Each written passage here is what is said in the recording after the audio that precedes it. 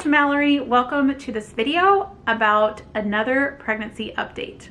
In this video, I'm going to be sharing about the second half of my second trimester. If you're new, I am a military wife, a mom to two boys. One is a 17-month-old toddler and the other one is still in utero in my third trimester now. And I'm also a registered nurse. So if you like videos about pregnancy, motherhood, healthy living, holistic tips, a little bit about military life, then make sure to stick around and hit subscribe if you are not already subscribed. I'm trying to not be like super drawn out in this video. I just want to do like a quick update. So I guess I'm trying to talk really quickly. If you're new around here, I am pregnant with my second child. It's a boy again. I did a pregnancy update at 20 weeks. So about like halfway through the second trimester, about gender reveal and all of that. And so I just wanted to do like a quick overview about the second half of my second trimester. With regards to symptoms, it's been very emotional, and not that there's been like anything like huge going on. It's just my own like internal issues with anxiety and worry thoughts, like obsessive worry thoughts and things like that. I'm not really going to go into it. Maybe in the future I'll share like a postpartum mental health update, but a lot of these issues started postpartum and they've just kind of trickled into pregnancy. So I've been dealing with that. Like I had a lot of anxiety. I even had like some depressed feelings, which I normally don't feel depressed, but I don't know. I even noted like, I can't remember how it started in my pregnancy journal. So yeah, I felt, it seems like almost every week, like, you know, some weeks I said my mood was better overall, but then the next week I'd be like, yeah, I was super anxious and very worried about things. And anyhow, it was just kind of a mental and emotional roller coaster the second half of the second trimester for no particular reason. It's just stuff I need to work on mentally. So that's that. Physically, as the second trimester wore on, I definitely started feeling more aches and pains. I did know in week 21 that I was not having any hip pain yet, like I was having with Max at that point.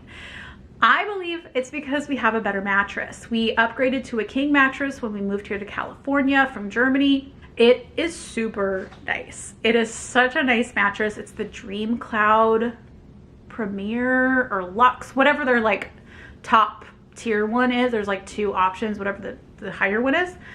And we have like a mattress topper thingy and it's so comfy. So that is definitely making a difference. I really don't have any hip pain. But as the trimester went on, I have developed round ligament pain on both sides and like pubic bone pain when I wake up. So like turning from side to side in the bed is a little bit painful. And then when I get up, I hurt. But as the day goes on, it mostly goes away. So that's good. It's really not a huge issue and I know it's normal. I also dealt with a little more lower back pain, which funnily enough, I didn't really struggle with that with Max. Also, as the trimester wore on, I did notice my energy becoming a little less. I would get fatigued more often. Like I really like taking Max out for little walks, like he'll walk, and I'll push the stroller like if he wants to ride, but we'll walk. And especially if I'm like pushing him and walking at a faster pace, I do get out of breath and more tired easily and like more tired near the end of the day. And I'm just like, I just want to sit down, put my feet up, do my knitting, which I'm knitting a baby blanket for baby boy number 2. It's the exact same pattern. I'll put the pattern, it's a free pattern online in the description box.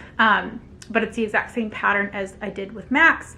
It's just a different color and a different type of yarn, but it's this beautiful dark blue and it's gonna be gorgeous. I had some slight swelling in week 23. My hands were slightly swollen and it was kind of hard to get my rings off, but that like went away after one day. So I really haven't, swelling is like not a problem that I tend to have in pregnancy. I mean, we'll see as I get like it towards the end of the third trimester, but so far swelling is not an issue for me. I have not had any like cravings or aversions really. I do have some notes about like, oh, I'm doing more baking than usual. I'm wanting more carbs, wanting sweets a little more, like chocolate. I like randomly wanted hot chocolate one day. I noted wanting more dairy. So that was a theme with Max too, that I loved dairy products, yogurt, kefir, cheese, ice cream, like everything dairy. So I'm getting a lot of dairy in, which is great. Also, as I've transitioned into the third trimester, I have noticed my appetite being more, but on the other hand, I cannot eat as big of meals. So like I'll eat a meal and I will want to eat more, but I can't because my stomach, you know, can only hold so much as baby and my uterus are growing bigger. So that is kind of a problem, and I need to make sure that I eat more frequently because I have started drawing a correlation between getting hungry and feeling anxiety. So those two, I definitely need to not let myself get hungry like I do, and to eat more frequently. I've had a few prenatal appointments. They've been uneventful.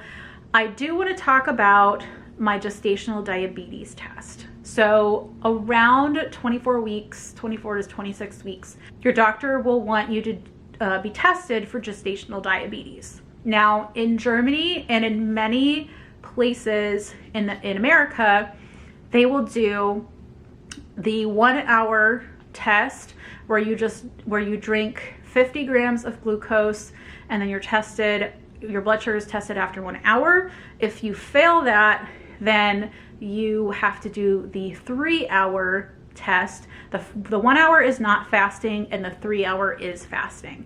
In Germany, I just barely by literally I was on the threshold. I think the cutoff was 135 and I was 135. So I did not have to do the longer test in Germany with Max. And so here, you know, I was kind of expecting the same thing. I would just do the 1 hour non-fasting, you know, in the office. So I went to, I guess it was, my 24-week appointment at the end of April. In the appointment, my doctor was like, yeah, you need to, you know, do the gestational diabetes test, and he handed me a lab slip. So my doctor does not do it in office. So I was gonna have to go to a lab. I was like, okay, cool, like great, I'll go do that. So then I get home and I realized, oh, but in the appointment, he said to be fasting for it. Okay, my camera cut off. So I thought that he said that I was going to do the 1 hour test, but in the appointment he said to be fasting, and I was like, and then I confirmed it with the front desk. I was like, I'm supposed to be fasting, and they're like, yeah, and I'm like, okay. But turns out, so I get home. I totally heard incorrectly. This is not my doctor's fault. It's me. I get home and I look at the lab slip, and he had checked the box that said 2 hour GTT, so glucose tolerance test, 75 grams. And I'm like, wait, what? 2 hours, 75 grams of glucose? Wait a minute. And so I was really confused. I thought he had checked the wrong box. I called the office and spoke with the front desk, and I said, is this correct? She was like, oh yeah, that's correct. He checked the right box. It is supposed to be the 2 hour GTT 75 gram glucose test. And I'm like, I can't. I can't do it. I do really poorly with pure sugar on an empty stomach. I'm terrified of vomiting, like doing this test and then vomiting, and then it renders the test invalid. And she said, okay, hold on a second. So she went and got my doctor, and I spoke to him on the phone, and I explained to him, I was, again, like, I do really poorly. I'm afraid of like failing it, or, you know, like rendering it invalid and having to do it again. Is there any alternative? And so he said, yes, actually there is. And he sounded like really happy to give me an alternative. So that was really great. And so he said, what you can do is you can test your blood sugar at home for a week, 4 times a day. Morning fasting right when you get up, and then 1 hour after finishing each meal. And I said, I can do that. Like, I'm totally on board. I will do that.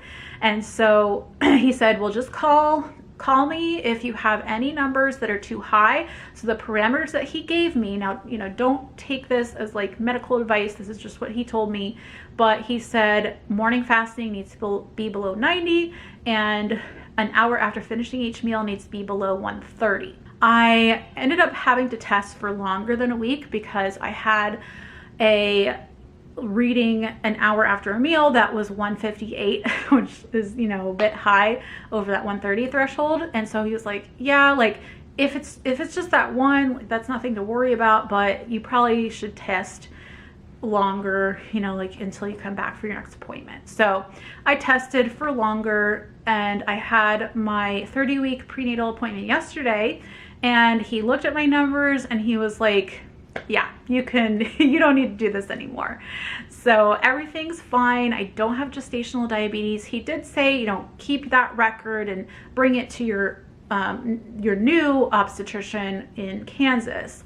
But, you know, as far as he's concerned, I am fine. So I'm very happy about that. You know, I was prepared to like have to do it for the rest of pregnancy because I did have a few more numbers that were a little high, but I guess it wasn't enough to worry about, and everything was pretty much great. So no gestational diabetes. And if you don't like doing that glucose test, don't be afraid to ask your doctor or your midwife for an alternative. He said, you know, that was perfectly fine to him. And I also called my OB in Kansas and said, you know, will you guys accept these results doing it this way? And they're like, yeah, it's fine. So don't be afraid to ask if you hate the glucose tolerance test or you don't do good with sugar on an empty stomach, that kind of thing. All right, so that's basically the second trimester. I really don't have like a ton of stuff to share. It's been an uneventful pregnancy, thankfully. That's always a good thing. I have gained, last time I weighed myself, I started off at 112. That was my pre-pregnancy weight. I weighed myself a few days ago and I was like 135. So I've gained 23 pounds around 29 weeks, so that's great. My blood pressure has always been good, nothing in my urine, no swelling, so no signs of preeclampsia or, you know, no gestational diabetes. Everything is going great. So I have one more appointment with my OB here in California because we're moving really soon. And so that's going to be my 32-week appointment. So I guess after 30 weeks, you start seeing your doctor every 2 weeks. And so then that'll be my last one here. And then exactly 2 weeks later, I will have my first appointment with my new OB office in Kansas. So that'll be my 34-week appointment. And then actually the very next week, I'm seeing, that's just kind of like an intake appointment, and I'll do an ultrasound. Yay, get to see baby. And so actually the next week is going to be an appointment with a nurse practitioner. That'll be week 35. And then I think at week 36 is when you start going to the doctor every single week. So I guess technically I'm going to start going to the doctor like every week starting at week 34, just because how my schedule is working out. So probably I'll go back the next week for week 36. So I can't believe it. Like, we're really winding down the final stretch here into the third trimester. I turn 30 weeks tomorrow, you guys. 10 more weeks until baby's due date. I'm so excited. You know, we're moving and baby and all these things all at once, which is almost exactly how it happened with Max. The difference, if you guys were here for Max, is that we will have a house. We are going to be closing on a house at the end of this month. So we will have a home and be moved in well before my due date, like a month before my due date. So to me, that is a lot of time, right? Like, I can have the nursery set up, I can have our hospital bags packed, I can have like the bassinet set up, buy our actual bed, not a hotel bed. It's gonna be so great. So make sure that if you're not subscribed, that you hit subscribe, because not only will I be doing baby related videos, I will be doing moving related videos and vlogs, like showing our journey across the United States from here to Kansas. And so it's gonna be super exciting, and I don't want you guys to miss it. So turn on the bell notifications Anyway, thanks for sticking around, and hopefully this video is not like too off the wall. I hope you guys enjoyed it. Leave me any questions you have below about pregnancy. Happy to answer what I can from, you know, my nursing perspective and from a personal perspective. So anyway, I hope you all take care, and I will see you in the next video. Bye.